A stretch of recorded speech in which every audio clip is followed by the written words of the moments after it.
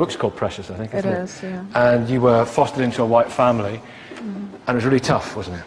Yeah, I was fostered into a loving white family in an all-white rural town in Sussex. And their idea was to tell me, you're not really black, your colour doesn't matter to us, we don't see you as being any different to us. And I grew up, despite their love, I grew up with a really extreme case of self-hate and just sort of feeling completely lost, not knowing where I belonged.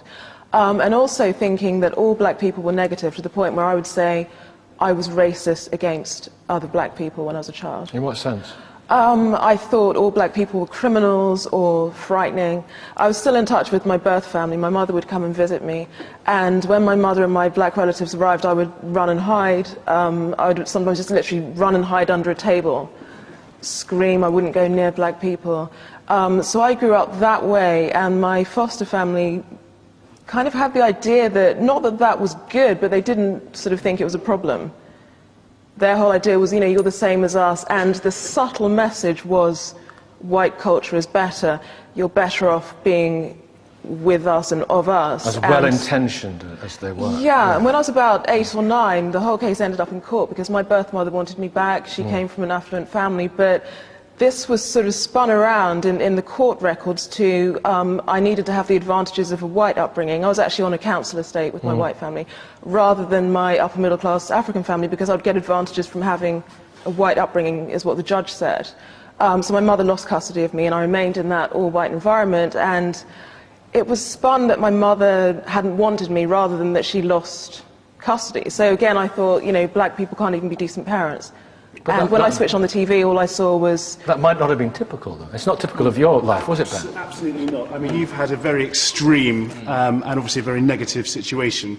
Mine was 1,000 times different. Was love enough? Absolutely. Absolutely. What decade you were sort of born in? And late 70s. Okay, so I was early 70s, and my experience is quite typical of things that happen. Well, for you, maybe, but obviously I know lots of people who've had a similar situation to me. The most important thing is a stable, loving environment.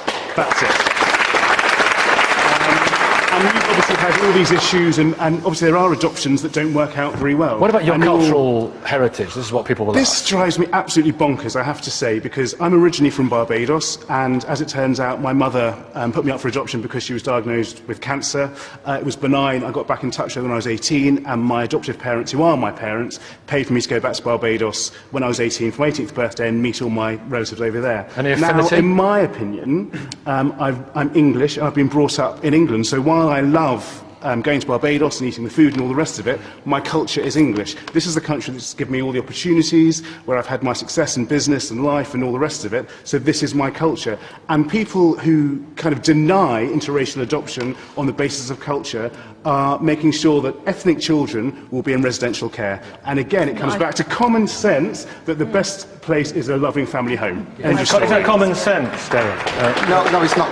It's not common sense. Is it not a danger if you say people should stay with their own race, their own cultures? That sounds like something out of BNP literature. I think it's racist to peddle the notion that the monoculture of this country is the superior culture, and to deny other people access to their roots, to their heritage, to their art. But can I just cut in? This is really important. Really important. If I was to address, it really is. I've heard that before. Because if I let's say I was from Japan and I was to come in here wearing a sumo outfit, it would be ridiculous because I've been brought up here. No. So when you're saying about other cultures, it's what you have lived and experienced. So that's nonsense. Derek. The argument is very clear. I think what Mr. Gove said this week was A, dangerous, and secondly, he introduced something that is a paradigm shift from where we should be looking at when it comes to adoption. I am not against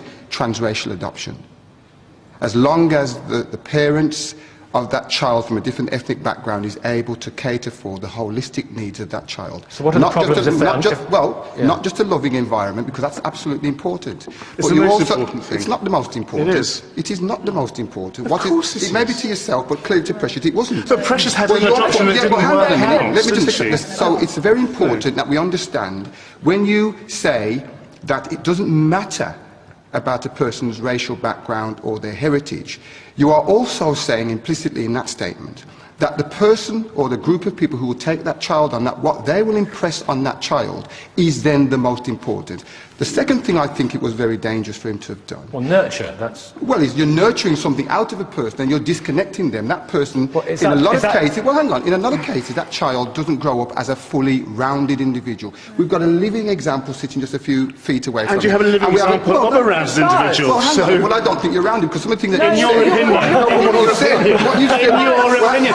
Sorry. From what you have said this But I am week, English. From what you have said... I'm not English. Are you saying I'm sorry? Are you saying I'm not English? You're a The black second man. thing that was said... I'm a black man who lives in England. You're a black man On my who has no passport, I idea have- about your Doesn't roots. say you're Okay, wait. This is strong stuff. Wait, this is strong stuff, right? And let's put it to him, Derek. Right, and let's see what he says He about can it. have his point when I finish my point. Well, you And just the said he's a second- black man who is not aware of his roots. It clearly isn't, because if you can make a statement this week on Radio 4 that what he views as black culture is me running around in tribal dress, I didn't say cooking that. it's on the radio, It is. cooking on Let an me explain open, that, open, Well, let's hear cooking his... on an open pot. Let's That to hear me- his response. That to me, well, you can. That to me is wrong. Can Simply because that is there much not more? that is not what we understand as black culture. But Black what is- culture there are talks many about black our cultures, history, though. our arts, our language.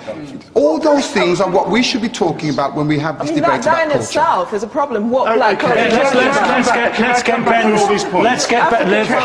Let's get Ben's response, and let's all listen Thank you to very what much. he's going to say. Number one, and this is really important, you yourself don't have any direct experience of adoption.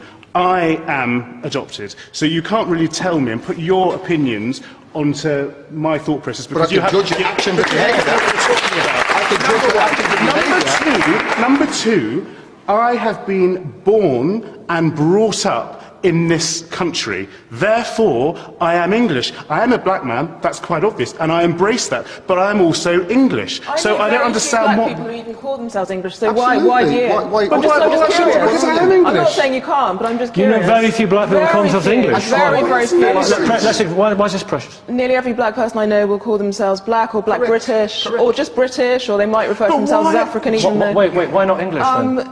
We're just not considered English, I don't We? think. Yes, but when I say we, I mean Yeah. black people. I have to say, Is this, wait a minute, is this not conscious, self-selected kind of separatism? Yes. Is that No, not there was against- a time in Yes. the 70s. There was a time in the 70s, like they kept people kept changing what we were coloured, and then suddenly it was black and black British, but it was never English. The only time I've been called English is when I've been abroad, when I open my mouth in America, for example, and they'll say, "Oh, you're English," and I'll sort of think this is a novelty, but I would never even be called English. This sort of England. attitude is so dangerous because this is what causes all the conflict and issues and all of this stuff. It's He's so dangerous. dangerous. Why? Wait. He's dangerous, I think why? he's very dangerous because he Why? is an example of what the concerns are. Michael Gove... I'm very successful and very happy. Thank you very much. So That may be absolutely you know. fine, but there's a whole lot of people who have gone into adoptive families who have completely alienated those children from their roots. Those children grow up to have an identity crisis, they suffer psychological problems. You keep saying nonsense because let's let the man finish what I'm saying. This is what we deal with on a regular basis. I had a conversation this week with a white lady who said, I am scared to say that I would like to have white grandchildren. She felt that if she says, I want white grandchildren, that she's going to be perceived as a racist. This debate that we're having isn't about a loving, caring family. I think that's a very dangerous thing that Michael Gove has done. But that's all that. Well, that's all no, that I think. matters. Hang on. I think it's far more than that. It's more about. It's more about the holistic provision for a child, not just. It's about a loving family. Not just about the physical needs, but it's the also spiritual, about kids being in psychological, care and ensuring for far that. too long. Yes. Well, That's what we should be it's doing also then, about. Nicky, we should be ensuring that we don't pick children for parents, but we pick parents for children. If we're saying there's a shortage of parents, I'm going to go out here and see what Douglas. When I made my opening statement, I made it very clear, and I'll repeat it again so there's no ambiguity. There is no problem with transracial adoption at all. Right. As long as the parents that are going to take on that child are able to provide for the holistic need of that child. That is not just that's what they're doing. That is not. But who are you to But you can apply that to any family and with... Of course you can. And I'm not denying that. A holistic needs. And that's why I'm so appalled at this debate. Liv adopted two little boys, what, 20 years ago plus, 20 years minus, from Central America. Indeed. Do you see to their holistic needs as ethnic Central Americans? We should be asking them, surely. Shouldn't be asking the Well, actually... Well, they're not You're saying here, no. so she's the only option for the question. I have a message from both of them. One said to me, my 16-year-old said to me, well, what's so different about our family? Why, we're just like any other family. My other son said, well, we don't segregate people in society. Why should we segregate people when it comes to families? Now... Would you have left those kids in Central America? Now, what I would have done, I would have made more efforts to find the appropriate parents. But they're not coming forward. Black and ethnic families are not coming forward to... Wait. That's something we need to look at. Allow me to explore this. More efforts to find looking at that. Isn't Liv not an appropriate parent?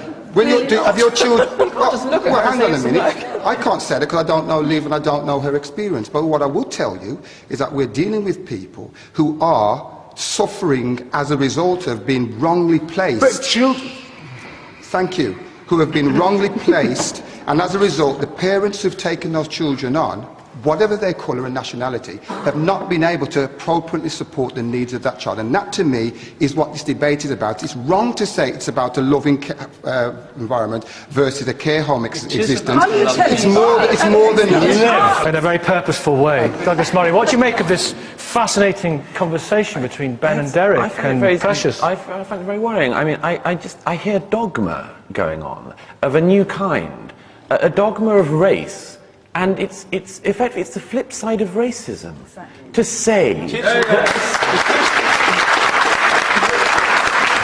I mean, first of all, the idea that the child is brought up in whatever, DNA they've inherited, whatever skin pigmentation they're brought up in that culture per se. I don't see that at all. I mean, somebody mentioned earlier, bringing up children in black culture. What on earth? I mean, it's like saying white culture. I'll bring up a child in white culture. It's a horrible thing just to hear. But what does it mean? But look, the crucial thing here, the reason why Michael Gove has introduced this, I understand it, is the following.